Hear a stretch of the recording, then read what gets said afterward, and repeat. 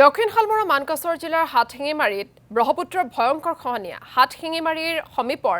মালিৰ আলগা অঞ্চলত ভয়াৱহ ৰূপ ধাৰণ কৰিছে খহনীয়াই প্ৰতিদিনে নৈৰ বুকুত জাহ গৈছে মূল্যৱান কৃষিভূমি আৰু বাসগৃহ উপায়ন্তৰ হৈ ৰাইজ নিজে নামিছে খহনীয়াৰ প্ৰতিৰোধৰ কামত জলসম্পদ বিভাগে যোগান ধৰা জিঅ'বেগেৰে নৈৰ পাৰ সংৰক্ষণৰ চেষ্টা কৰিছে ৰাইজে চৰকাৰে স্থায়ী ব্যৱস্থা গ্ৰহণ নকৰাত এই পদক্ষেপ গ্ৰহণ কৰিবলৈ বাধ্য হৈছে স্থানীয় লোক মানে আপোনালোকে লক্ষ্য কৰিছে ইয়াত মাত্ৰ শিক্ষকে নাই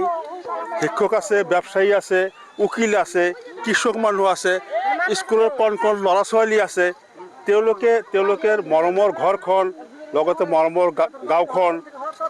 ৰক্ষা কৰিবৰ কাৰণে প্ৰতিদিনেই কাম কৰি আছে আমি সকলোৱে জানো যে এই আমাৰ এই হাটশিঙিমাৰী অঞ্চলখন বা জিলাখন ব্ৰহ্মপুত্ৰৰ কবলত পৰি আছে প্ৰশাসনে বা চৰকাৰে বহুত চেষ্টা কৰিছে কিন্তু তেওঁলোকে বাঁহৰ কাম পাৰ্কৰ কাম দিছে এই ক্ষেত্ৰত তেওঁলোকে সফল হ'ব পৰা নাই শেষত আমাৰ যিটো কমিটি আছে ব্ৰহ্মপুত্ৰ ইৰোশ্যন প্ৰটেকশ্যন কমিটি এই কমিটি ইতিমধ্যে আমি এটা স্পা নিৰ্মাণ কৰিছোঁ নেওজপুৰত এই কমিটি আমি ডিচিৰ লগত বহিছোঁ ৰাহুল কুমাৰ গুপ্তা যিজন ডিচি আছিল তাৰ লগত বহিছোঁ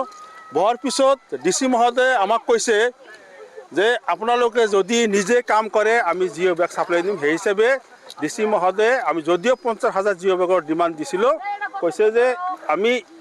এতিয়া 10,000 জিঅ' বেগ ছাপ্লাই দিম কিন্তু লেবাৰ চাৰ্জ কি লাগে জেচিবিৰ এইখিনি আমি খৰচ দিব নোৱাৰিম